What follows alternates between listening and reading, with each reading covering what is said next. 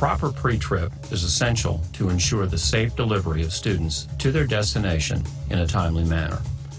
Before approaching the bus, make sure that you have your commercial driver's license in your possession. On approach of the bus, scan the overall condition of the bus. Look for anything out of the ordinary, such as broken glass, graffiti, body damage, or fluid leakage. Enter the bus. Sit down and close the door. Log into your Nextel. Tap your horn. Turn the key into the start position. Check your ABS function lights. Scan the gauges. They should be cycling. Wait for the wait to start engine light to go off. Start your engine. You should have pumped your brakes down when you parked so that the spring brake is activated and working when you start up. Also, your low air warning light and buzzer should be seen and heard on startup until the air pressure builds to 60 pounds per square inch. Turn on your dome lights, your clip lights if they're a separate switch, your amber loading lights, remember the door must be closed, and your right turn signal. Do not use a lamp check in place of the procedures below. Position your brake stick between the service brake and the seat. Make sure your gear lever is in neutral for safety. Now you'll begin your walkthrough. Stand in the stairwell. Look up at the amber loading lights through the windshield or use your crossover mirrors if possible. Check for the right front turn signal in the crossover mirror and check your right side turn signal in the right side mirror. Walk to the back of the bus, checking seats and cleanliness. The bottoms of the seats must be securely attached to the seat frame. Open each emergency exit window and a side door if so equipped. Ensure that the window will open and the warning buzzer is operational. Open the rear emergency door. Ensure that the buzzer is operational and the door will open. Check rear lights from the open emergency door. You're looking for your amber loading lights, your right turn signal, and your brake lights. Close the door and move back toward the front of the bus. Check your roof hatches. They should be in the latched position, and that's very important. Know how to unlatch in the case of an emergency. And of course, your roof hatches can be used for ventilation. Hit the back of the tops of the seats as you're moving forward to ensure that the seat frames are secure. Once you've returned to the front, activate your left turn signal. Turn on the headlights, high beam. Always use the switch to turn them on. Open the door to activate the red loading lights. Do not turn on the strobe light. It should come on automatically with your loading lights. If it does not come on, you must operate manually. Activate those at your first stop and then turn them off at your last stop. Do not use the strobe light when traveling without students or to go from the parking lot to your first stop or from your last stop back to your parking space unless it's foggy or very inclement weather. Now you're standing in the stairwell. You're going to look up at the red loading lights through the windshield or use the mirrors if applicable. Check your headlights on high beam. Check that your stop arm has come out, the crossing gate has extended. Check the left front turn signal in your crossover mirror. Check the left side turn signal in the left mirror or, if need be, from a side window. Return to the back of the bus. Hit the front of the tops of the seats to ensure that the seat frames are secure. Open rear emergency door to check additional lights. Now you'll be looking for the left turn signal, the red loading lights, the brake lights, and the tail lights in combination. You'll now close the door and return to the front of the bus. On your way back, look out the back edge of the rear roof vent to check your strobe light. When you've returned to the front, cancel your turn signal and activate your hazard lights. Headlights should be now on low beam. Make sure that the transmission is in neutral and remove the brake stick before exiting the bus. As you exit, check the stairwell light, handrail, and stairwell treads. The light should be illuminated when the door is open, and make sure you use the handrail to prevent falls. As you exit, step to the right. Check the fuel tank area. Make sure that there's no sign of fuel leakage. Check all clearance lights. Check your hazard light on the right side. Check your reflectors for proper color and the reflective tape. Inspect for body damage. Inspect the right rear wheel area. Use a tire knocker to ensure that the tires are properly inflated. If they're properly inflated, you should hear a ring and get a good bounce. If the tire is low, you will hear a dull thud and you'll not get a good bounce. Check for the tread depth. It should be at least 2/32 in the rear. Ensure that the tread is secure. Check your tire sidewalls. They should not be cut or damaged. Check your valve stem to make sure that it is intact and not leaking. Make sure that your rim is not damaged, that all of the lug nuts are present, and there are no signs of looseness. Check for any leaks on the rear axle seal. Move around to inspect the rear of the bus. Inspect for body damage. Check your lights. The clearance markers at the top should be red. Check your hazard lights, your tail lights. Check that the tag is present. Your red loading lights and strobe light if you are unable to check it from the inside. Open your emergency door from the outside until the latch catches. The hinges should be secure and the seals intact. The glass should be clean, not cracked or broken. No decorations, trash bags, etc. Nothing in the aisle to block the exit.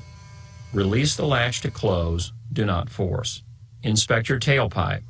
It should be securely mounted and unobstructed. The exhaust should expel about 10 inches past the rear bumper. Inspect your rear axle for leaks or damage. Look between the duals. They should not be bulging or touching. Inspect for objects such as rocks lodged between the duals. Now move along to the left side of the bus. Inspect the bus for body damage and report any if found. Check all the external lights and reflectors and reflective tape. Inspect the left wheel area as you did the right wheel area. Air pressure, tread, sidewall, rim, lug nuts, and axle seal. The stop arm should be extended. The lights should be working, both sides. They should be securely mounted with no dangling wires. Make sure the battery door is locked and there's nothing out of the ordinary. Check for the radio antenna if you have one and make sure that it is intact. Check for your mirror and the mirror mounts. Make sure they're secure, not cracked or broken, and clean. The hood latch should be securely latched. Inspect the left front wheel area as you did all of the other wheel areas, looking for tire pressure, tread depth of at least 4/32 in the front, then the sidewall, rim, lug nuts, and hubcap seal. Walk around and inspect the bus from the front. Inspect for body damage and report any if found. The lights should be checked, especially if you were unable to check them from inside the bus. The headlights should be on low beam. The hazard lights should all be working, the red loading lights, and the front clearance lights.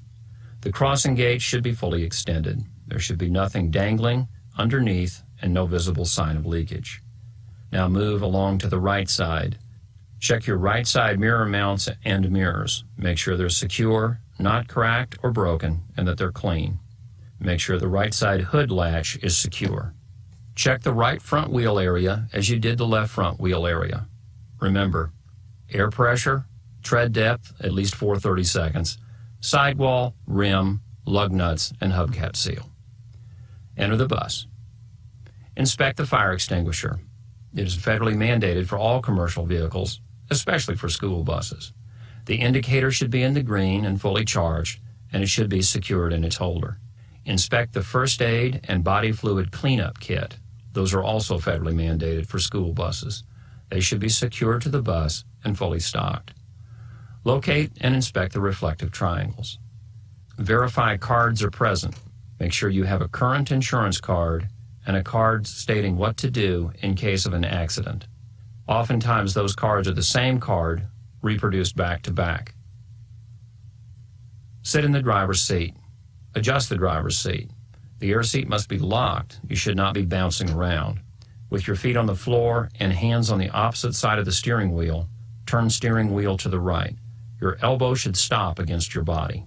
Buckle up. It's the law. Make sure your seat belt is securely mounted, that it adjusts properly and latches properly.